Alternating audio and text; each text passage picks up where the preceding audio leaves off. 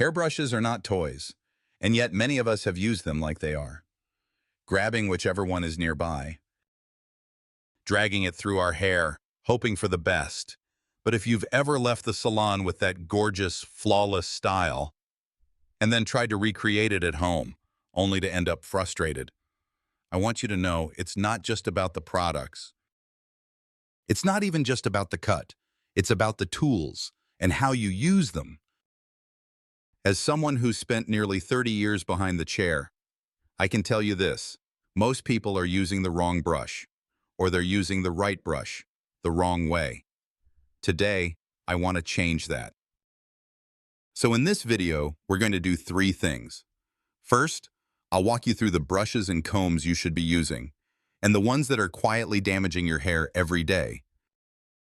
Second, I'll help you save hundreds of dollars by avoiding overpriced, overrated tools. And third, I'll introduce you to a brush you've probably never heard of, but once you try it, you'll wonder how you ever lived without it. Let's start by breaking down the essentials.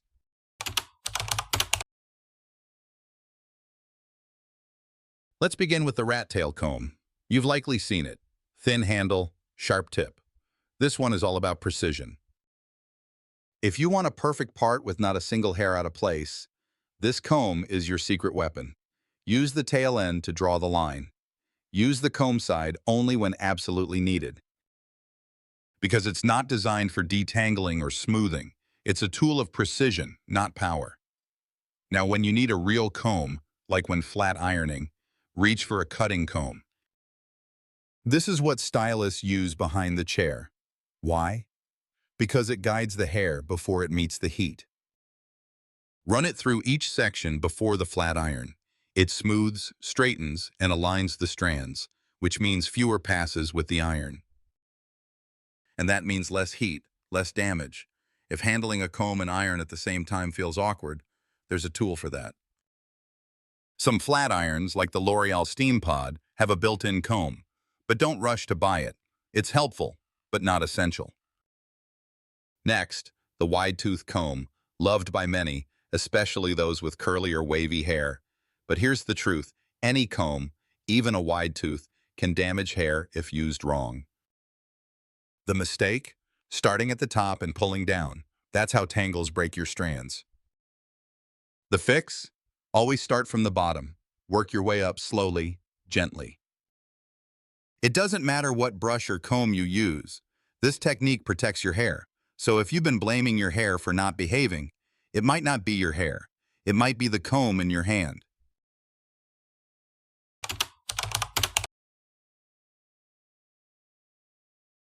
Now that we've covered the combs, let's talk about detangling brushes, because this is where most of the silent damage happens. If you've ever yanked a brush through wet hair or pulled from root to tip in frustration, you're not alone. But your hair remembers every tug, every snap, every broken strand. So let's fix that.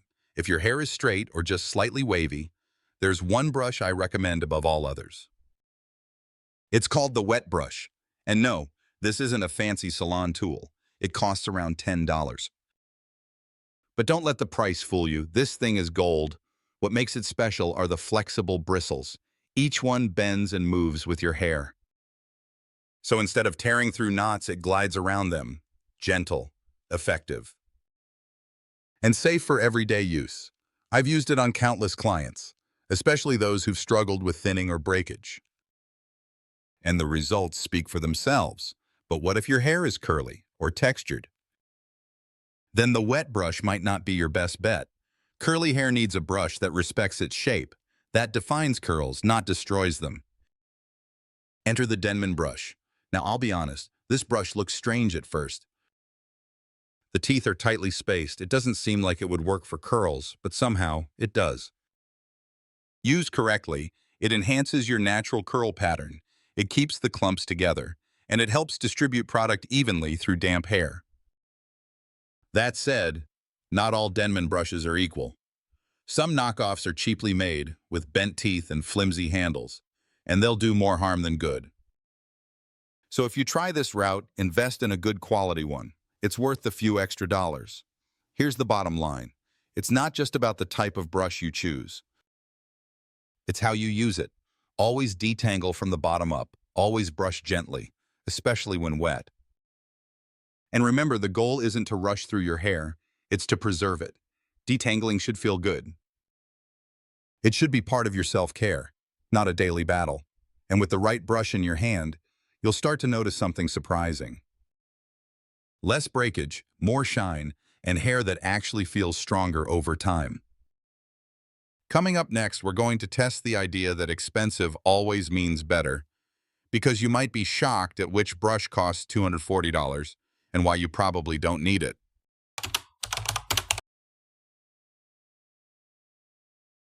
Let's talk about something that makes me shake my head. Price tags. Because sometimes a big price doesn't mean better results. Let me introduce you to the Pearson brush, a brush that sells for around $240. Now I know what you might be thinking. If it costs that much, it must do something magical, right? Well, yes and no. Let's break it down. This brush is solid. The craftsmanship is impressive. It's built like a tank and will probably last you a lifetime. But here's the hard truth. It doesn't make your hair look $240 better. In fact, I've used $10 brushes that give the same, if not better, results. Yes, the bristles on the Pearson feel nice. Yes, it distributes oils gently through the hair. Yes, it's a beautiful tool. But it's still just a brush. Let's go back to the basics. Distributing oils from your scalp down your strands is a natural process. It happens when you run your fingers through your hair. It happens when you sleep. It happens when the wind blows. You don't need to spend hundreds of dollars to help that along. And you certainly don't need to brush your hair 100 times a night like some old myth says. Remember the Marcia Brady advice. Brush 100 times for shine and health? Let's leave that in the past. Overbrushing actually spreads too much oil. It makes your hair feel greasy. It weighs it down. And that means more frequent washing, which leads to more heat styling, which leads to more damage. See the cycle? So here's my honest take. If someone gifts you the Pearson, great. Enjoy it. It won't hurt your hair. It's not a bad brush. But if you're standing in a beauty store holding it in one hand and a quality $10 brush in the other, you do not need to break the bank. There are plenty of affordable brushes that do the same job, with the same results, and a lot more money left in your wallet. Now, if you're serious about styling and volume, you'll want something that gives you tension, shape, and smoothness without wasting time. In the next part, I'll show you two brushes that look similar, but perform very differently when it comes to heat styling. And one of them might be secretly slowing down your whole routine.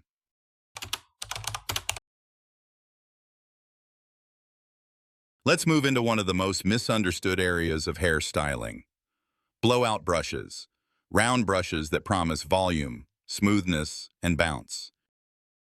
But not all round brushes are created equal, and choosing the wrong one could be making your blow dry longer, less effective, and more damaging. Let's start with a classic, the boar bristle round brush. These brushes have been used for decades, and they do have some strengths. They glide through the hair easily. They offer smooth tension. They help shape and polish the ends. But here's the problem. Most of them are made with wooden barrels, and wood doesn't conduct heat. So if you're using a blow dryer, you're working with a tool that doesn't get hot enough, fast enough where it counts. The heat sits on the surface, it doesn't penetrate, and that means longer drying time. More exposure to heat, and more damage in the long run. Now compare that to a ceramic round brush. This is where everything changes. Ceramic barrels heat up quickly and evenly. They hold that heat, just like a curling iron. That means the brush itself becomes part of the styling process. You're not just blowing hot air on the outside. The brush is gently heating the hair from the inside, too. And with perforations in the barrel, the air flows through, drying the hair from all angles. It's faster, it's more efficient. And because it reduces drying time, it actually protects your hair from damage. Here's another benefit. Ceramic brushes create longer-lasting volume and shape. The bend you add to the ends? It holds. The lift at the roots. It stays. So what should you look for in a great round brush? Choose one that has a ceramic barrel. Look for airflow holes. Make sure the bristles offer enough tension so you can grip the hair without pulling or breaking it, and don't go too big or too small. A medium-sized barrel works well for most styles. If I'm reaching for a round brush in the salon, I'm reaching for the ceramic one every single time. It does the job faster. It styles with less effort, and it gives my clients smoother, shinier results. So if your blow dry feels like a fight every morning, or your arms are sore from holding the dryer too long, it might not be your technique. It might be your brush. Coming up next, we'll take a detour from brushes and talk about a must-have tool for curly hair that's not a brush at all, but makes all the difference in defining curls and reducing frizz. Let's take a break from brushes for just a moment, because if you have curly hair, or even soft waves, there's one tool you absolutely need, and it's not a brush. It's called a diffuser. Now, if you've never used one, or if you've seen one and thought, what in the world is that thing? You're not alone. But let me tell you, a diffuser can completely transform how your curls behave. So what exactly is it? A diffuser is a wide, bowl-shaped attachment that fits onto the end of your blow dryer. Instead of blasting air directly at your hair, it diffuses the airflow, spreading it out evenly and gently. Why does that matter? Because direct airflow on curls can be intense. It breaks up the curl pattern. It creates frizz, and it often leaves your hair looking puffier and drier than you intended. But when you use a diffuser, the airflow slows down. It cradles the curls. It allows them to dry more naturally while still setting the shape. It enhances definition. It reduces frizz, and it keeps the curl clumps intact, which is key to getting that soft, springy, healthy look.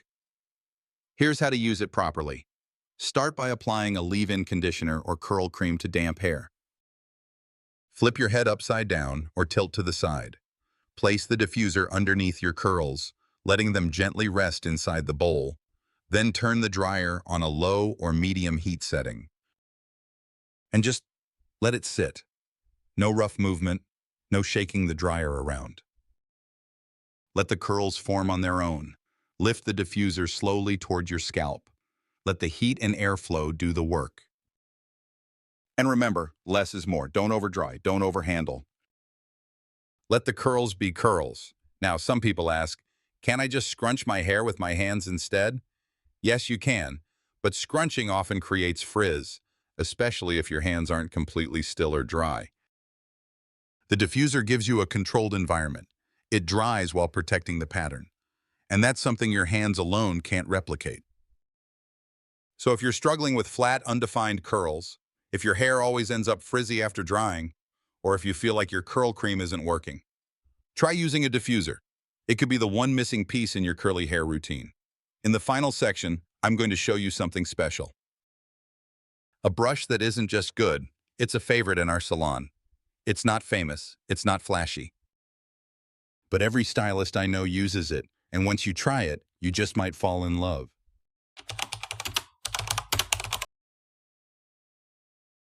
Let me introduce you to a tool that rarely gets the spotlight. But in our salon, it's one of the most used, most loved brushes we own. We call it the volumizer brush. Now, this isn't a paddle brush, it's not a round brush, and it's definitely not some overpriced gadget you see all over Instagram. It's simple, affordable, and incredibly effective. This brush was designed with one goal in mind: to lift the roots and create volume without damaging the hair or slowing you down. Let's talk about the details. The bristles are soft but supportive. At the tip of each bristle is a tiny ball, and those little balls serve two purposes. First, they feel amazing against the scalp, like a gentle massage every time you brush, which makes styling actually enjoyable. Second, they gently lift the hair from the root, without pulling, tugging, or breaking fragile strands. This is the kind of brush that works especially well on medium length to shorter hair. If your hair hits around your collarbone or above, and you're craving that natural oomph at the crown, this is your new best friend. Now take a closer look at the body of the brush. You'll see vents, holes and ridges that let air pass through. And that's important, because when you blow dry with a paddle brush or a dense brush with no vents, you're slowing down the drying process. The heat gets trapped. The air can't circulate, but with the volumizer brush, air moves freely. It speeds up drying. And it creates shape and movement as you go. More volume, more control. Less heat, less time, and it's not just for blowouts. You can use it on dry hair to refresh the crown, to lift a flat style in the afternoon, or to give limp roots a second wind the next day. Now you might ask, does it work on long hair? Yes, but it's not essential for longer styles. If your hair reaches below your shoulders, you'll often get enough root lift simply by flipping your head upside down. Gravity does the work for you. But for shorter cuts, layered bobs, pixies with volume at the crown, this brush is pure gold. Every stylist in our salon keeps one at their station. Every client who tries it asks where to buy it. And no, it's not expensive. It's not exclusive. It just works. So if you've been searching for that one styling tool to boost volume without fuss, look no further. The volumizer brush may not be trending online, but in real life, it's a game changer. So now you've seen it all. The combs, the brushes, the myths, and the real tools that can actually make a difference. You've learned that the secret to better hair isn't always about buying the next miracle product. Sometimes it's simply about understanding what's already in your drawer and learning how to use it the right way. A rat tail comb for clean parts, a wide tooth comb for gentle detangling when used from the bottom up, a cutting comb to prep your strands before the flat iron ever touches them, and then the brushes. The wet brush, gentle, flexible, and perfect for detangling straight or fine hair. The Denman brush, for curls that need shape, structure, and product distribution without frizz. The overpriced Mason Pearson, beautiful but not essential. A reminder that price doesn't always equal performance. You now know that boar bristle brushes, while traditional, aren't ideal for styling with heat, because wooden barrels don't hold warmth. They slow you down. They extend your drying time, and in contrast, the ceramic round brush, it changes everything. It heats evenly, it shapes with precision, it smooths quickly and saves your hair from too much heat exposure. Then there's the diffuser, a tool often ignored but life-changing for anyone with curls or waves. It doesn't blow your hair apart, it dries gently, enhances definition, and lets your natural texture shine. All without adding the unwanted halo of frizz. And finally, the volumizer brush, a quiet little hero. Not trending on social media, not the subject of glossy ads, but trusted by professionals and loved by real clients every day. With its soft touch bristles, vented base, and scalp-friendly lift, it gives your hair that beautiful boost right at the root. Without pain, without heat damage, and without wasting your time. So what's the lesson in all of this? Hair doesn't need to be complicated. It doesn't require a $1,000 product shelf or a cabinet full of gadgets. What it does need is care, gentle hands, the right tools, and just a little bit of knowledge. Because when you understand what your hair needs, and when you stop fighting against it, something changes. Styling becomes easier, your routine becomes quicker, and most importantly, your hair begins to feel healthier. Stronger, more like you. You deserve to feel confident every time you look in the mirror. Not just on salon days, but on ordinary mornings too. So I hope this video has helped you think differently about the brushes you use. I hope it saves you time, money, and frustration. And I hope it reminds you that sometimes, the smallest change in how you treat your hair can make the biggest difference in how you feel. If you learned something new today, let me know in the comments. Share your favorite brush. Ask your questions. This space is for you. And if you're ready to keep learning, I'll be right here next week, bringing you more tips, more truths, and more ways to love your hair at every age.